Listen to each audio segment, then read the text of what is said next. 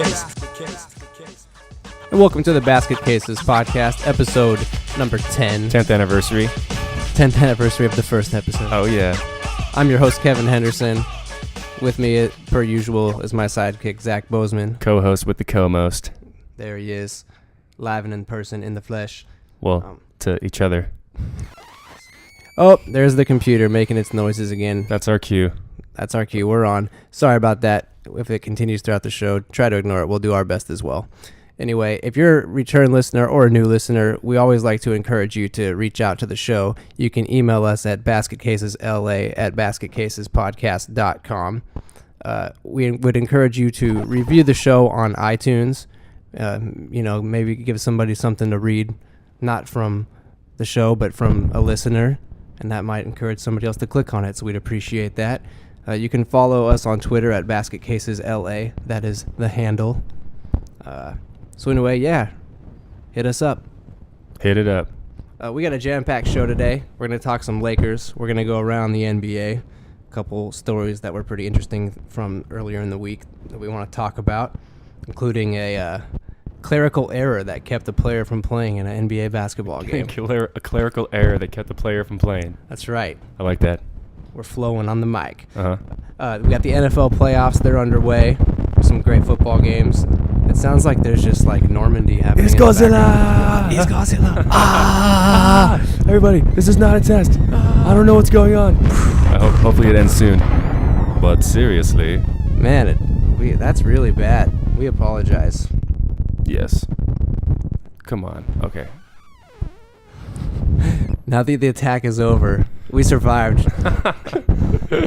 We've risen from the rubble. I was introducing the show. So the NFL playoffs are underway. The Dodgers officially signed a new pitcher. Major League Baseball had their Hall of Fame votes take place, and so we'll talk about some steroids and some baseball players and how we feel about the Hall of Fame. Beautiful. It's going down. So we'll start it off with the Lakers because, like we always like to say, they're our leadoff hitter. We use a baseball analogy to talk about our basketball team. It's creative. I know. Pun intended. No, really, though. So anyway, Lakers just wrapped up a game with the Jazz. They lost 86-74. Very low scoring, ugly, lack of flow, stagnant offensive game. Just boring. It wasn't pretty. Lakers were shorthanded, though. Kobe didn't play. He was nursing a sore Achilles. D'Angelo Russell didn't play, still having that sprained ankle from a couple games ago. And Brandon Bass got poked in the eye against, I think, the Thunder it was. So Lakers are shorthanded, and it showed. Lou Williams, coming off of a career high against the Thunder, really tried to take control of the offense. And I thought it was just a little bit too much Lou Williams for my liking.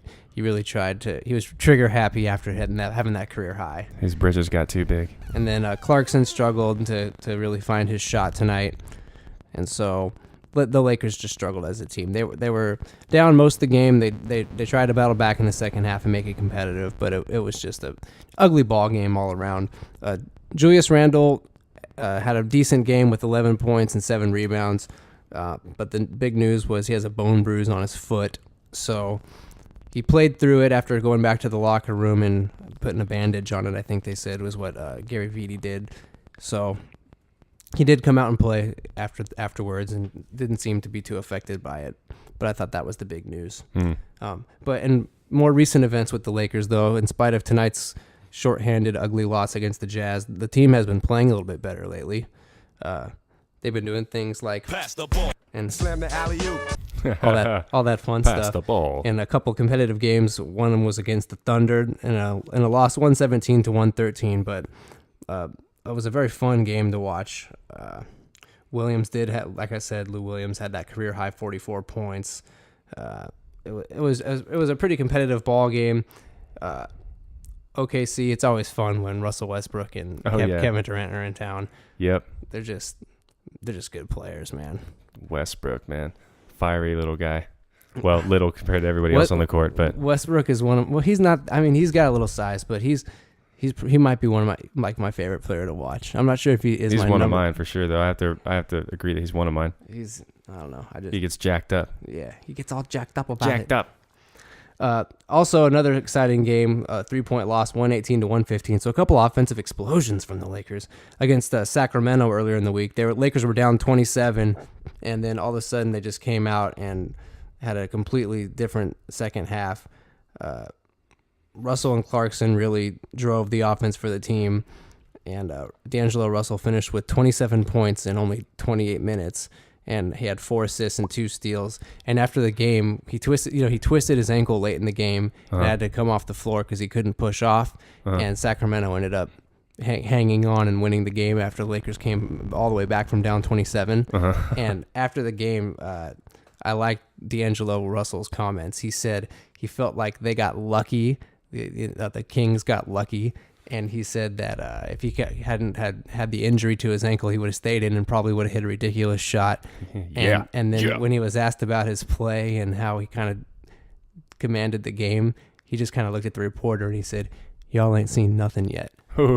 Yeah. Yep. So if you're a Laker fan, you got to like that swag from the rookie. Yes. I like his shaved eyebrows too. Hey man, I don't care how his eyebrows are. Look at Anthony Davis. If you had Anthony Davis, you'll take the unibrow. You'll take the little shavings and the one eyebrow as long as he's balling. You know how they do the lines in the eyebrow. I think Anthony Davis should just do it all the way across his forehead. He would look like Key and Peele in the Prepared for Terry's video. Gotta be prepared to torture Terry. If you haven't seen the video Prepared for Terry's by Key and Peele, do yourself a favor and go on YouTube and watch that. Please do it. It's real funny. Yep. And take note of the hair, the facial hair and the hair on top of their head. There's something to look at. It's hilarious. It's something to look at. Or the hairiest.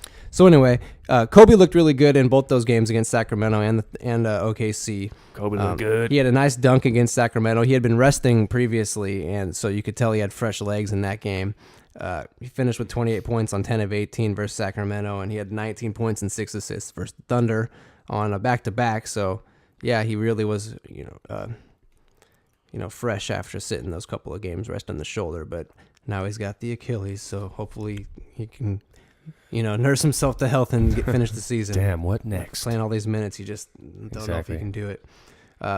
Julius Randle, I want to talk about him. He was a little bit of news with him having a little beef with head coach Byron Scott.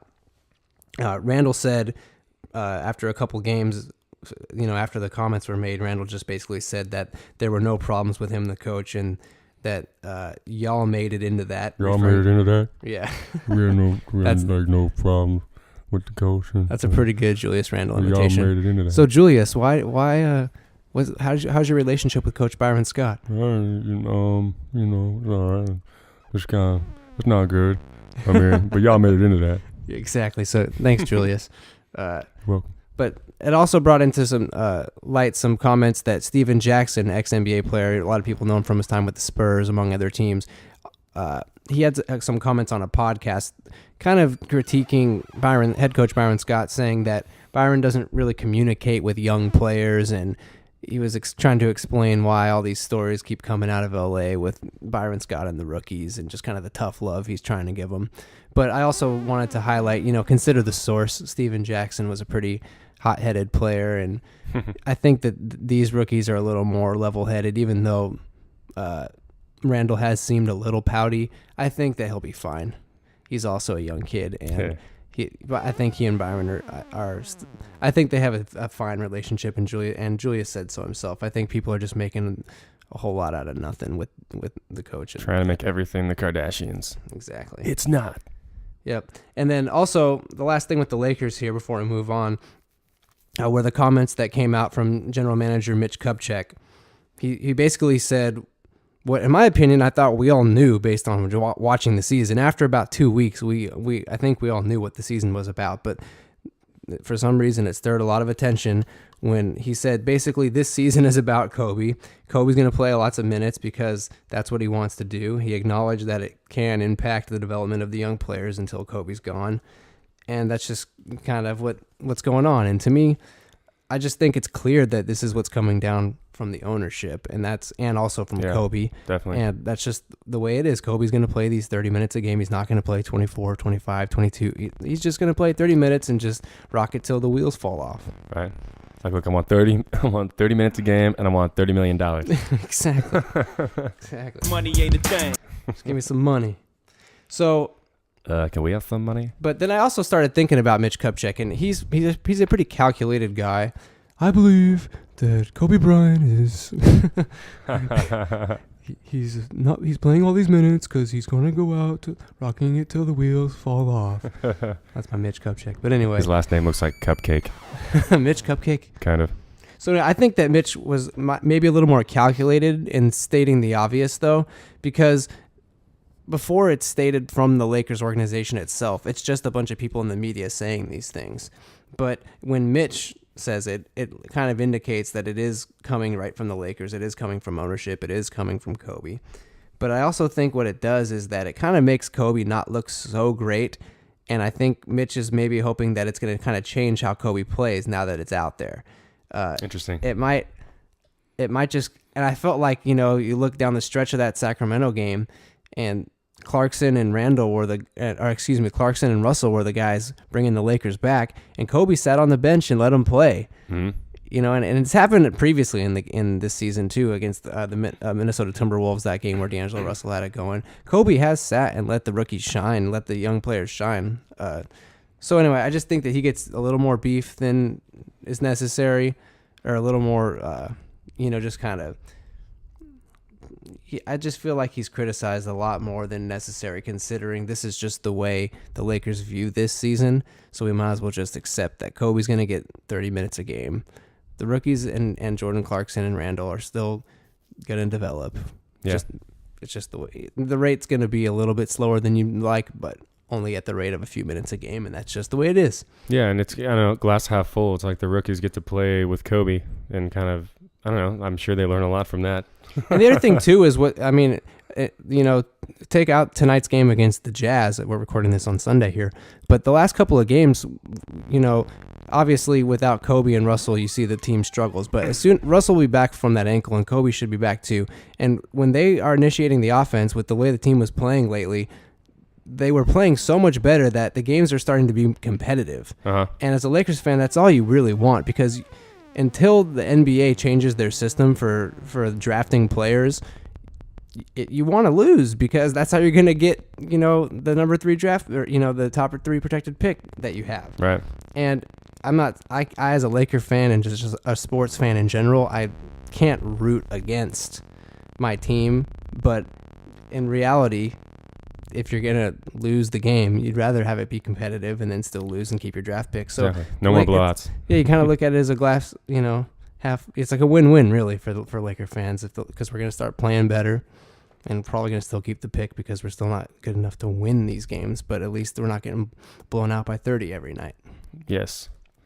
Anyway, Lakers. Check. Let's go, Lakers. Let's go, Lakers. All right. So we need to address something that happened that was pretty unusual earlier this week. The Portland Trail Blazers were playing a game against Los Angeles Clippers, everybody's favorite team, the Clippers. They're my favorite team. And due to a clerical error, so basically here's what happened. The teams before the game have a roster, and they have to circle their up to 13 active players out of the 15 spots that can play in that game. And the Blazers circled, they did not circle CJ McCollum. They circled another player alphabetically right next to his name. Mm-hmm. And CJ McCollum's their second best scorer. And then I think Damian Lillard was out that game, who's their best player. So basically they were going to be without their best 2 players, because here's what happened. Before you tell me what happened? Yeah. Let's wait for this effing noise to stop real quick. I think we have a DJ back there who's drunk or something. Okay, you done, bro? All right, cool. You were saying. Our computer my is good man. Just ridiculous. So, anyway, the Blazers mistakenly did not circle CJ McCollum's name. The league had it brought to their attention immediately thereafter when the Blazers noticed, whoa, hey, whoops, we want CJ McCollum to play. And so the league, instead of just strictly making the team abide by the rule, they went and asked the Clippers head coach, Doc Rivers, if he would let them pass by this rule and, bypass the rule and let their player play. No. And Doc Rivers said, no. No, hell no. And they were talking about this on the radio earlier this week, particularly on a show I like to listen to on Thompson and Trudell on ESPN. And shout out. Yeah, shout out. And Trudell and Thompson were saying, "Oh, the spirit of the rule and the integrity of the game and the spirit of competition. You let him play." And I was just thinking, yeah, sure. If you're a player, you want to play against the other guy. But if it's up to the coach, no way is he gonna. This isn't Christmas. No, this is in professional sports. These guys are always looking for an edge. They'll do anything to get the slightest advantage. And I just feel like no coach, coaching for his job, coaching for 1 out of 82 in the season, unless I feel like, and then also the debate about which kind of coach would do or would not do that. And then the debate about guys like Popovich and Greg Popovich of the Spurs and how he likes to rest players during the regular season and sacrifice wins. So it makes you wonder how important is a regular season is a regular season win. But the one thing, I'm sorry about the computer, everybody. But, excuse me. But the thing I wanted to bring it to attention about Greg Popovich and his strategy is his teams are always so good that they're going to be towards the top of the Western Conference even when they do sacrifice those wins. Mm-hmm. And they strategically pick those games so that it impacts their schedule in the least amount, in the least way possible. It's wicked smart. So exactly. So I think there's a little more to it than just just determining one coach thinks that a regular season win is less valuable than another coach or whatever the case may be. So I just feel like most coaches want to win every game at any cost. And if it is as easy as the other team mistakenly left their best player off the roster, then so be it. Yeah, tough noogies, man. Tough noogies. Part of living is making mistakes and taking responsibility for it.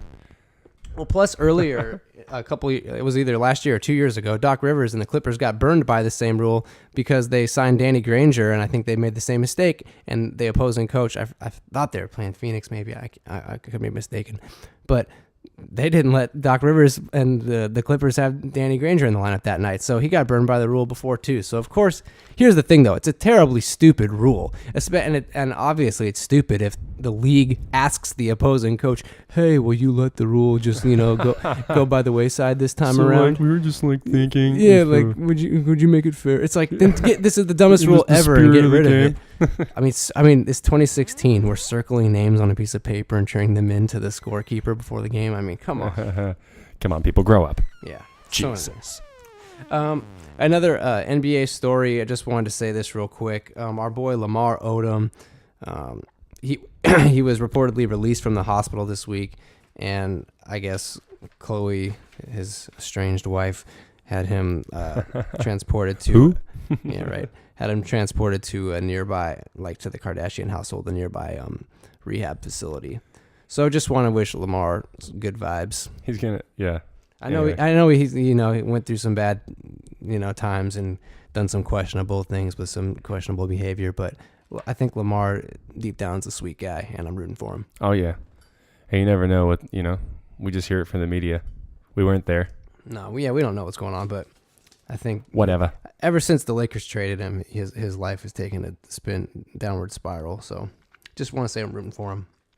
An article was written by Kevin Ding from the Bleacher Report, and it was basically about basically the league having a culture of softies, and it goes back more into talking about teams resting healthy players. And it was talking about the Spurs and how Greg Popovich rests guys, how the Warriors have been resting guys when they're healthy, how when a guy gets a bump, like Steph Curry gets a bump in his shin, and if he plays through it, everybody questions it, and just kind of the culture. And Kevin Ding's, his tone was basically, he said, for the record, besides breaking his foot in his second season, Michael Jordan played 82, 82, 82, 81, 82, 82, 80, and 78 games each season before leaving for baseball. And then he went 82, 82, and 82 in the seasons after his return. Caution has its place. That place is just way behind domination. So if you're a competitive basketball fan and you just like the spirit of the game, heck yeah, you want to see your players play. But I also think that with a lot of overtraining and just the way the season is, the rigors of the NBA, and just players and coach. I mean, Michael Jordan's a special athlete. Not everybody can do that. Right. Anybody can aspire to it, but the NBA is a tough man's league, and you get beat up every night, going back to back, grinding on the hardwood. It's just it's a rigorous game on your body, and I think the Spurs and guys and the Warriors and teams like that have figured it out. They look at their schedule, they see times where their team is getting a little overly exerted. They rest their players with injuries because they know that if their team gets a decent enough of a playoff spot, it's second. That's important, and then it allows them to just be healthy in the playoffs, which is the most important thing. Yes. So I'm not a fan of resting healthy players. I do like the mentality of, hey, we make a lot of money. A lot of people get only one chance to see us play live and in person, and we should try to be there. Athletes are kind of like our idols, in the public, and that they're like the one thing we all have to grab onto, So I feel like I agree with that, but at the same time, it's like, look, there's no rule against it. It clearly proves to be successful for these teams. What are you going to do? What you going to do when they come for you? Yep. So anyway, if the league changes it, that'd be interesting, but I think it'd be really tough for the league to be like, no, you can't rest a player, because then you could just say, oh, okay, well, his ankle hurts. Yeah. It's just like there's no way to really do it. No, you can't do it. You can't do that. You can't do that. Yep. You can't do that. So anyway, team I wanted to talk about some more was the Clippers. Whoa. They're quietly the hottest team in the NBA. They've got a 9-game win streak with Blake Griffin out of their lineup still with that thigh bruise, or no, excuse me, it was like a tear in his thigh and his quad. JJ Redick, Jamal Crawford, Chris Paul, they've all been playing exceptional basketball.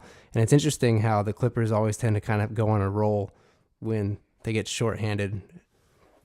And attaboy, JJ. So you're just going to hope that Blake Griffin does what a responsible NBA player would do, sees what his team does without him in the lineup, sees what they need, and tries to fulfill that when he comes back instead of bogging down the offense. Because when he's in the offense, although he's a good one-on-one scorer, I think it bogs them down, and that's a big problem. And I think now when you got guys like Jamal Crawford attacking and penetrating the lane, and JJ Redick coming off of curls and spacing the floor and making great percentages from the three-point range, I think their offense really opens up. So hopefully Blake Griffin can kind of keep the ball moving, keep the action going for the Clippers moving forward, because I think the West is a lot more interesting with them playing well. Oh, yeah. I want to talk about the Bulls. Jimmy Butler has been playing really well. After they had a 6-game win streak, they lost to the Hawks on Saturday. But Derrick Rose has been just looking a lot more confident in his legs, his knees, his ankles, his body. He's just attacking. Like I said, Jimmy Butler has been beasting fools.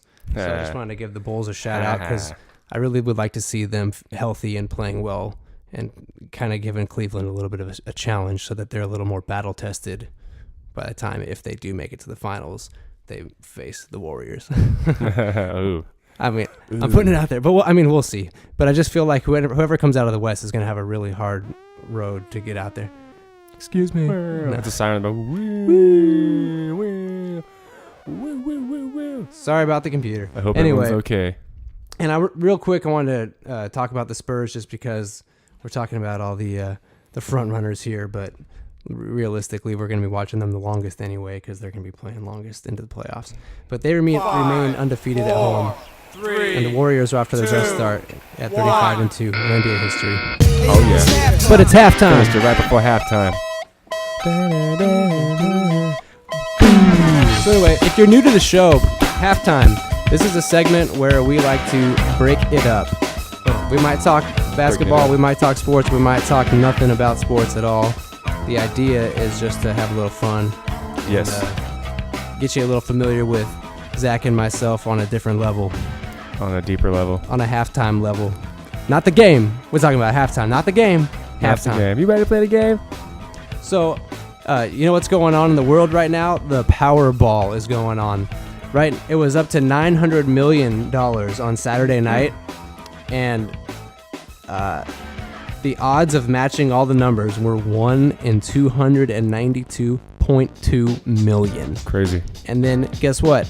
Nobody won on Saturday. So now it's up to $1.3 billion. Good God. That's billion with a B. Everybody always says that. If you say billion, you gotta say billion with a B. Not zillion with a Z. Nope. Not Jillian with a G. I spelled Jillian with a J. Or with a J. It was neither. $1.3 billion. Billion. Money ain't a thing. So anyway, it got me thinking. Sorry about the computer. It's ridiculous. Might be the weather. It could be. It's stormy weather. I think it's stormy weather messing It's an with El us. Nino year. If you're not I guess if you live on planet Earth, you might know about El Nino. But it's an El Nino year. Yes, this is not Godzilla. We were just joking earlier. It's Godzilla. Though it isn't. It is not Godzilla. Hi, It is welcome just- back. So anyway, so it got me thinking. The Powerball. If you were gonna if you're gonna win 1.3 billion, so I mean, let's cut it in half. It's probably like 400 million, 500 million after taxes. But say you got like $500 million cash money, what would you do with it? Quit school. I fix our computer problem. that would be. I think you'd have like at least $400 million left. And then I'd buy a private jet, and I'd buy an island, and I'd buy a mansion, and I'd buy... Just a bunch of stuff for yourself. Yeah, exactly. A bunch of stuff for myself. Nice. Actually, I don't know. I mean, I would definitely buy a lot of stuff for myself, but, everyone feels like they want to give too, which I do. I couldn't think of it now. Okay. Right on. That's the thing. It's tough when you have like that much, because then everybody wants a piece. So you really got to figure out where it needs to go. I'd hook up the friends and fam, definitely. I would hook up the friends and fam for sure. But Pay then, back the people whose money I owe, Exactly. Oh, right. to whom I owe money. But man, the computer is the worst it's ever been. We're really really sorry. Episode 10, it's saying it's like fireworks or something. Yeah. Unlucky 10. I guess that's the unlucky number. Can't wait for 13. Anyway, yeah, I definitely want to buy a house if I won the lottery. That'd be sweet. Maybe a mail order bride. But we I hear that they're just under $1 billion. just under $1 billion. So, Super Bowl halftime entertainment was revealed last week, and it's drum roll. Or never mind. You ready for it? Coldplay and Beyonce. Yes. How do you feel about Coldplay and Beyonce being the halftime entertainment at the Super Bowl? I don't even care anymore at this point. I don't agree with it. There's probably other bands I would like to see, but Like who? Who would you want to see if you could pick like 1 to 2 artists? Well, we discussed earlier AC/DC. That'd be a good one. Yep, that'd be a really good one. They would rock it. Yes. Who else? Oh man, Would you want to get like a hip hop artist in there I too? was totally thinking that right now, but I was thinking, who's still alive? Yeah. who would we want that still exists? I don't know living musicians at the moment of now. All right, we'll so see. that'd be I would definitely be down with AC/DC. That'd be cool. I'd rather have Katy Perry than Beyonce. Really? No. I was gonna say you're crazy. Okay, so this new show I've been watching, I heard about it on Dan Patrick. It's called Making a Murderer. It's a Netflix original show. It's like a documentary about this guy. And I'm not really going to say anything about it because I don't want to spoil anything. So I'll just say it's about this guy. It is really interesting, though. I just started watching it. Did you? Yes. I'm like 7 episodes in after like the first week. Like I've definitely been watching the heck out of it. I'm only 1 episode in. So if you're a fan of the Netflix and TV shows, check it out. It's pretty darn good, guys. Yes. And it's like, yeah, okay, I was going to say something, but I'm not going to say it. Just Don't even watch say it. Just watch it. Just Don't check even. it out. And last thing but not least, last time I got my haircut at the barbershop, they were talking about if there's just any NBA players that you hate, and I just thought that was funny. Do you have like any NBA player that you just can't stand? Dwight Howard. Really?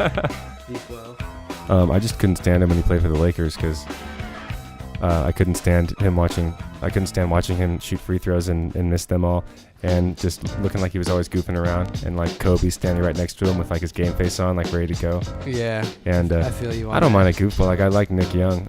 He's kind of a goofball, but he doesn't rub you the wrong way quite as much. Yeah, like Dwight Howard, I feel like didn't do anything. Yeah, he's big, but he just wasn't utilizing himself. Yeah, I agree with that. I'm not a big James Harden fan either. I think I like watching him play a little bit, but I don't like his like his commercials and just the way he answers questions in interviews, and he's just kind of one of those dudes that kind of rubs you the wrong way a little bit. He's like, I got a beard. So. Basically, I don't like the Houston Rockets. Yeah. Damn. Yes. Me neither. Anyway, that's halftime for this week. Love Hey, yo, it. it's not halftime. Not anymore. So, this was the start of the NFL playoffs this weekend, and there were some games, let me tell you. The Chiefs and the Texans. The Chiefs blew out the Texans 30-0. They scored on the opening kickoff with a 106-yard return. The Texans had tons of interceptions, and it was just pretty much a complete domination by the Chiefs. But the Chiefs did lose. It wasn't, with no consequence. They did lose Jeremy Maclin, so we'll see if he's available in the next game or not. I think it was a pretty serious injury. But the Chiefs have won 11 games in a row. Alex Smith played great. Can I just say I like that there's a Jeremy Lin and a Jeremy Maclin? I just Jeremy Maclin sanity. That's going to be his documentary. Right. So Alex Smith went 17 for 22 for 190 yards. He had a touchdown and an interception. Got his second playoff win. And next Saturday, we got the Chiefs taking on the Patriots. Chiefs and the Pats. That should be, I think, a pretty tremendous football game. I think last week we were talking about the Patriots, and I was just wondering if they're going to be healthy enough. At the same time, you got to wonder with a bye and with Bill Belichick, they're just going to, they're going to be ready. But the Chiefs are hot right now, and I think they might be just a little healthier. I might want to take, it sounds crazy. I might take the Chiefs. Put some money on it. Money ain't a thing. I might have to put, I don't know. What do you think? What do I think? Do you think it's wise to bet against Tom Brady? I wouldn't. Well, I'm thinking I'm not betting at all, but we're just talking here. But I'm thinking I think I'm going to take the Chiefs in that game. Only Tom Brady could bet against Tom Brady. All right. So anyway, next game on the menu was the Steelers and the Bengals, and that was one of the meanest, most fighting machinist games I've ever seen in my life. Beautiful. It was violent. It was ugly. It was gruesome. The Steelers pulled it out 18-16, but everybody got hurt. Antonio Brown got knocked out. Roethlisberger hurt his shoulder. It looks like maybe like a collarbone. He couldn't really throw the ball after more than 10 yards after that play. The Bengals had the game won. They fumbled. They had several penalties, and they basically just kind of beat themselves. And the crowd started throwing things, and Ben Roethlisberger, when he got hurt and was carted off the field, people were throwing stuff at him. Players were playing dirty, pushing coaches after the scrums. It was like, it was one of the most. It's like a movie. It was like a disgraceful game. Like, it was like really bad. Yeah. It was brutal. It really makes me wonder how the Steelers are going to do against the Broncos next week, because the Broncos have had a bye. And they're getting ready. And the Steelers just, finished a war. Seriously. Civil War. But at the same time, I don't know. It's going to depend on if Antonio Brown can go next week. I think that's going to be a big story. You want to go? You want to go? And also if Ben Roethlisberger can throw the ball or not. I think the whole game, to me, the game's going to come down to Roethlisberger's health. I think if he can throw the ball, I like the Steelers. Otherwise, I would take the Broncos. I think if the Steelers are banged up, I'll take the Broncos coming off, having the first round here off to rest and get ready. Get it, Bronx. The Seahawks and the Vikings playing in like negative -1 million degree weather in Minnesota. No, that game seriously was like -6 degrees. Cold. Yeah. Yeah. And I think it got up to 0 degrees by the end of the game.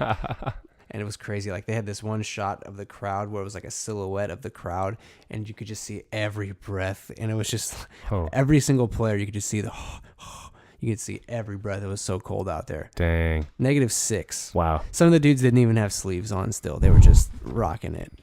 Crazy. Never experienced that before. So anyway, Seattle took the game 10-9. The Vikings had a chance to win the game, and it was just a complete heartbreaker for any Minnesota fans out there. Had a totally makeable kick and just sliced it off to the left there and missed the kick to win the game, and Seattle survived. I thought Seattle was pretty lucky to win that game. Certainly, the Vikings had their opportunities, missed the kick, and the Seahawks, the team that drives all the eyeballs and attention to the TVs, they are going to be facing the Panthers next week. And I like Carolina. I think that they've got Cam Newton. I think they're going to be healthier, and they're going to be ready to rock. And I think home field's going to play a part. Home field. And and Seattle was not very impressive today. I know it was a tough environment to play a football game. Russell Wilson in his post-game interview on the field was just talking like this. Like, you can tell he was just freezing. And then finally, the Packers and the Redskins. The Packers had continued to struggle in the first half as they've been struggling in the last couple months of the regular season, and then just got it rolling in the second half. They won 35-18. They came back down from 11-0, and it was 18-17 in the second half, and then Green Bay just started rolling. And Aaron Rodgers took over the game, got into a groove, and they basically handled the Redskins, and now they're going to be facing the Arizona Cardinals next week. And in spite of the fact that Green Bay did find something to feel good about, I like the Cardinals still. Give it up. So those are my picks for the playoffs. I'm really excited about next week's games. I'm sure you all are too, if you're an NFL fan. Are you ready for some football? Are you? Are you ready for some football? Not yet. We got another week to wait now. Okay. But I will be. Sweet. So anyway, other news around the NFL. So I messed it up. It was called Black Monday. Remember we were talking about that last week, and I was like, was it Manic Monday? What do they call it when everybody gets fired? It's a good band name. Of course, they got another cliche name for it. I just forgot it last week, but yeah, Black Monday when everybody got fired. So anyway, Tom Coughlin got let go from the New York Giants, and the rumors are that he's going to be interviewing with the Eagles. Not really the rumors, the reports, I should say. And he had an emotional exit press conference. Eli Manning, the quarterback, was caught on camera. He was crying, and Coughlin was saying it wasn't Eli's fault. And he was saying that when we win, you guys win, talking about his players. And when we lose, I lose. That's how it works, just kind of explaining business and life as a coach in the NFL. I think Coughlin's still a good football coach. But in today's world, he's not an exception, just like any other coach. Not today. It's just, what have you done for me lately? I don't see no rings on his fingers. Yeah, I know you used to do stuff for me, but you ain't done nothing lately. What have you done for me lately? So, all great coaches have their run. Nobody coaches forever. Phil Jackson never stayed with one team forever. Like, everybody leaves. It's just the way it goes. But somebody has to be the scapegoat, and Coughlin and the Giants have struggled getting into the playoffs the last few years. But I think he'll be all right wherever he goes. And like I said, he's going to be interviewing with the Eagles, and I think the Eagles will be lucky to have him. But with all the other vacancies, it'll be interesting to see where Chip Kelly goes after he left Philadelphia. Chuck Pagano signed a 4-year extension with the Colts, so after all the drama and rumors about that, he basically just ended up staying, and as did Sean Payton, staying with the New Orleans Saints, saying that he couldn't envision coaching anywhere else. And so those two guys are staying with their respective teams. And finally, Calvin Johnson, the great receiver for the Lions, posted on social media that releasing a statement saying that basically the gist of it was that he's contemplating retirement. If I don't retire, I'm going to die. Exactly. You picked up on it immediately. I think all these players are just really with the concussion movie. I know the concussion movie didn't nearly stir the pot as much as people thought it would, but I still feel like players are pretty cognizant of the fact that they're playing a game that's really detrimental to their health. Yes. And they're learning more and more about it every day. Wait, if I get hit in the head, how hard? Right. I mean, did you see Antonio Brown yesterday? You saw, oh man, his eyes roll in the back of his head. Just like, it was rough. Football's brutal. I'm glad I never played. Me, 3. Yeah. So anyway, we'll look forward to next week's playoff games and all the other news that comes out of the NFL this week. And let's move on to some baseball. What do you say, Jay? Let's do it. Dodgers. Go Dodgers. Let's go, Dodgers. Let's go. Kenta Maeda, I think that's how you say his name. The Dodgers' new pitcher out of Japan. He officially signed with the team on an 8-year contract. So he got a lot of years for a pitcher, particularly. It's called job security. Right? I think he's 27. I think his birthday's in April. And however, the contract is only a $25 million guaranteed contract. So 25 for 8 years is a deal for the Dodgers. But it's also, interesting because the deal is basically incentive based. So it can be up. The reports are that the deal can be up to worth $12 million per year. So the contract could be worth over $100 million, which would, or down to as little as $3.125 a year. And it's basically up to him. Oh. So that's what's cool. It's basically based on his performance. And that's what's cool is that he was willing to sign a contract betting on himself to perform at the major league level. So right. I think that's cool. And it's a good deal for the Dodgers because they basically just get what they pay for. Mm-hmm. Mike Piazza, the Hall of Fame votes came in, and regarding the Dodgers catcher and great hitter from our days growing up in the 90s, Mike Piazza. Oh, yeah. Got in to the Hall of Fame, and he decided to go in as a Met, not a Dodger. So I say just to piss us off. No, I mean he had a falling out with the Dodgers and Vince Scully and the organization. Nowadays, the whole team has got different ownership and everything, so they can be lovey-dovey again. Oh, congratulations, Mike Piazza, but he still wants to go in as a Met. So how do you have beef with Vin? Exactly. Well, he kind of called him out like, "Hey, why aren't you signing your extension?" And he didn't like it. Oh yeah. It's all about the money, man. Don't make dollars. It doesn't make sense. So anyway, that's right. Also, Ken Griffey Jr. got voted in. No surprise there, but what was cool is that he got the highest voting percentage ever from the writers, a 99.3% yes vote. Only 3 voters in the whole panel didn't vote for him. So good for Ken Griffey Jr. I know that he was a fun player, electric player to watch, and I liked watching him when I was younger. Yeah. Especially when he was on the Mariners. One of the best batting stances ever. Yeah, right. It's like, I don't look like I'm going to hit the ball at all. Boom! Right. Smooth swing. So anyway, I just want to talk about the Hall of Fame real quick, because this is the conversation every year. Well, these guys did steroids. These guys didn't do steroids. We think these guys did steroids. Well, this is why this guy did steroids. It's all about, what you can get away with, what you can't get away with, and whether or not you should be allowed to get into the Hall of Fame. And we can debate with this player, that player, until the cows come home. To me, what drives me nuts is it's just like, why don't we just figure this out? How do you feel about the Hall of Fame? Do you feel like a player who let's just make it a black and white example. Somebody who definitely did use steroids, like say Alex Rodriguez. Okay, everybody knows he did steroids. It's come out that he's done them. Should he be allowed in the Hall of Fame? Yes or no, Zach? I think so. Why? Because we talked about the Hall of Fame and about the integrity of it, and I thought it's not the Hall of Integrity, it's the Hall of Fame. They're in there because they're famous, and initially they're in there because of their performance. Mm-hmm. And yeah, if they use enhancers, they still had to perform, but like I said originally, they're famous. They're the most famous baseball players. That's why they make it into the Hall of Fame, not because they were the most clean cut, the most squeaky clean, or whatever. Okay, so here's the thing: the Hall of Fame does have like a connotation of like integrity attached to it. Definitely. So that's the reason why there's always a debate about this, because there's other guys that weren't using steroids, and it's not a level playing field, and it's against the rules, and human growth hormone this, and fertility drug that, and whatever the case may be. Now here's the thing. I agree with you though.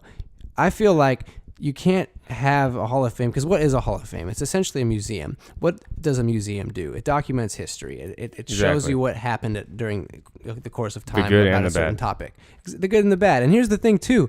The steroid era was not all bad. I mean, baseball ratings were in the dumps before the steroid era happened, and then all of a sudden, boom, chicks dig the long ball, baby. All these guys are jacking home runs, and everybody's it's all over Sports Center. They're breaking records, and it was a resurgence for baseball.